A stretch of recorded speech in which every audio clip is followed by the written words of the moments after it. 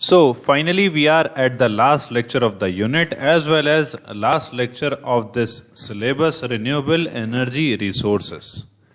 इस लेक्चर में हम टाइडल वेव्स पढ़ने वाले हैं और वेस्ट रिसाइकलिंग के बारे में पढ़ने वाले हैं.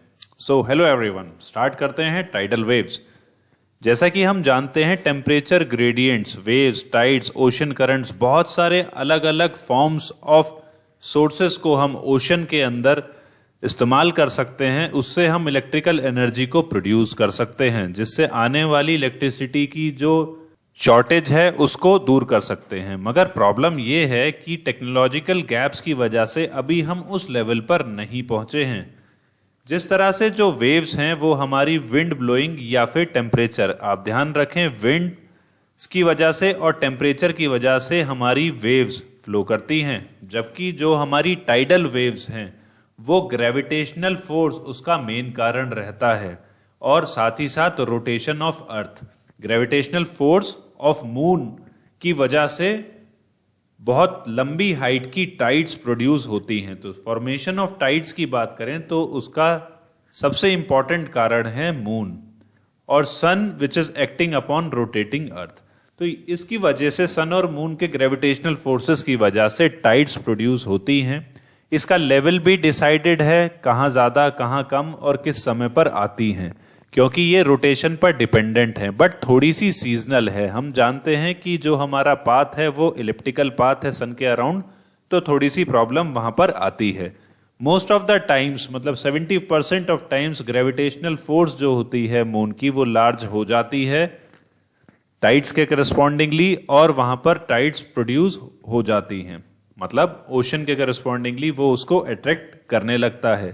सो ओशन की हाइट उसकी वजह से इंक्रीज हो जाती है नियर एंड फार साइड्स के अर्थ के केस में, जो हम डायग्राम के जरिए आगे भी देखेंगे. वेरिएशन ऑफ टाइड हाइट जो है ये प्राइमरी कारण बन जाता है कि हम इस पर्टिकुलर ओशन के लेवल को किस तरीके से एनर्जी कंजर्वेशन में स्टार्ट कर लें. और हम ये भी जानते हैं कि टाइड्स क्या है, रेगुलर शेड्यूल में आती हैं. राइज एंड फॉल जो है वो भी हमें मालूम है किस समय होगा किस समय नहीं होगा. तो हम क्यों ना उसको आगे इस्तेमाल करें और उससे ही इलेक्ट्रिसिटी को प्रोड्यूस करें. इस डायग्राम से आप देख सकते हैं किस तरीके से ग्रेविटेशनल पुल होता है. दो तरीके हैं. एक तो मून की ग्रेविटेशनल फोर्स जिसकी वजह से एक सेंट्रीफ्यूगल फोर्स जनरेट होती है और हमारे पास हाई टाइड का रीजन आ जाता है.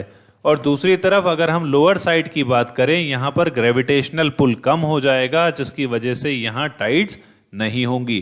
तो ये पर्टिकुलर स्ट्रक्चर रहता है ओशन का हाई टाइड्स और लो टाइड्स के बीच में.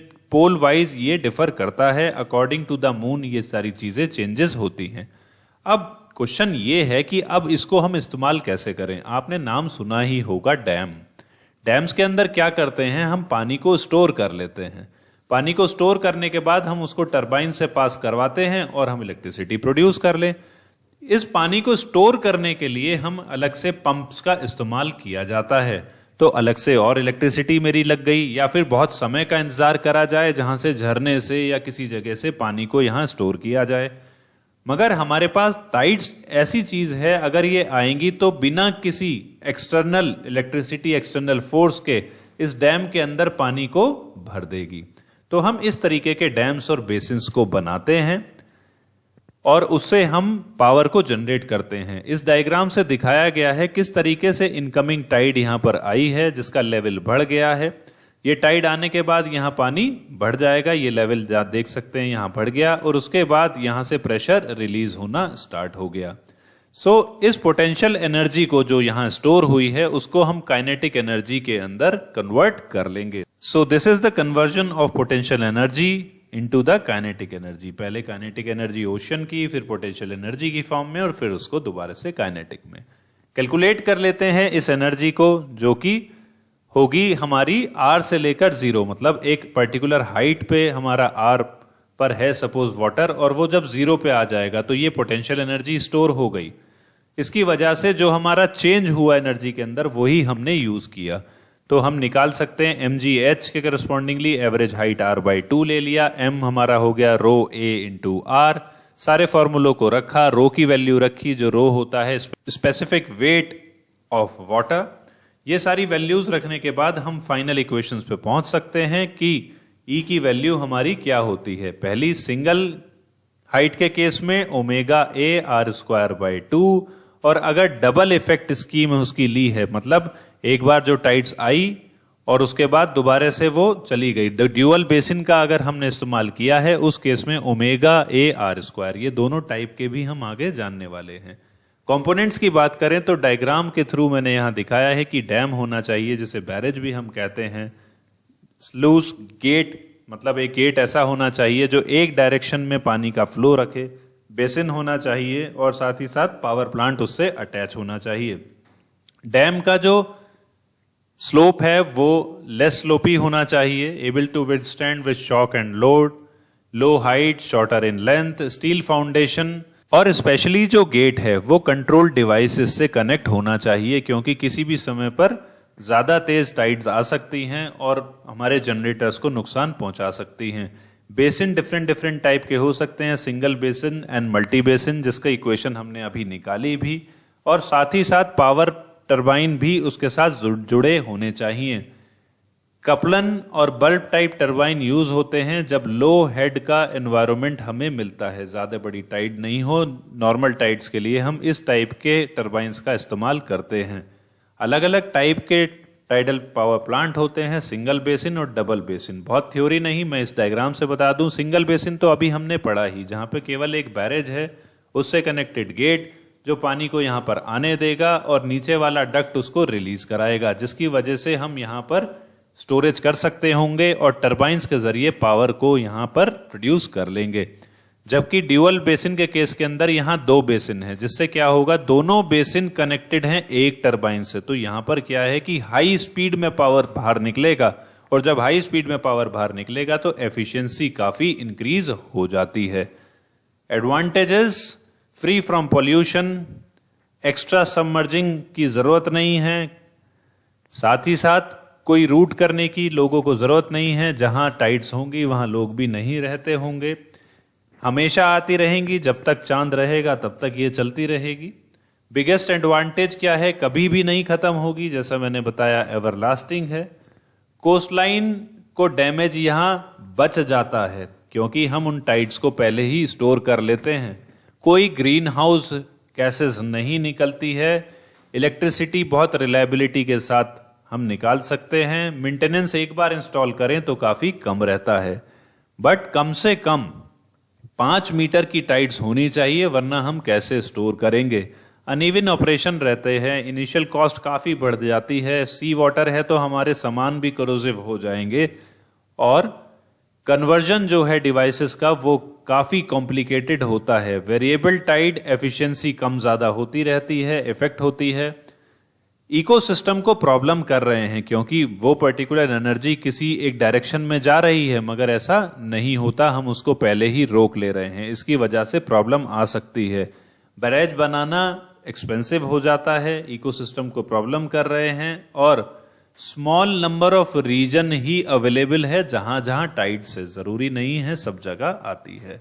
Last topic of this unit is recycling. सब लोग अच्छे से जानते हैं पेपर, एल्यूमिनियम, लेड, जिसकी अपनी अपनी खपत है, जिसको कह सकते हैं कि एल्यूमिनियम 1.5% बाय वेट और मोर देन इट्स वॉल्यूम इस्तेमाल करते आए हैं, जिसके अंदर 31% जो है रिकवर्ड हो पाता है, बाकी वेस्ट की तरह पड़ा रहता है। इसी तरह से लेड भी जो बैटरी से निकलती है वो भी। स्टील, ग्लास, स्टील की बात करें तो 1 से 5%, ग्लास लगभग 25% के जो कंटेनर्स हैं उसको रीप्रोसेसिंग में लिया जा सकता है और लिया जाता है आज तक। 75% अभी बचा है।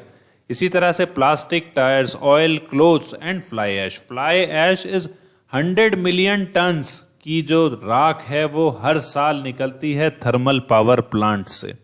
So these are all the different type of waste material that can be used to generate the electricity as well as for the waste management. Timarpur Delhi में 1990 में ये सबसे पहला प्लांट बनाया गया जो 300 टन के आसपास वेस्ट को एक्यूमुलेट कर सकता था और इससे पावर भी जनरेट करी गई 3.75 मेगावाट। फिर 2006 में एमसीडी ने इसको क्लोज किया, फिर दोनों ने साथ में एग्रीमेंट किया, क्योटो प्रोटोकॉल्स बनाए सो दैट ग्रीन और क्लीन डेवलपमेंट हो सके।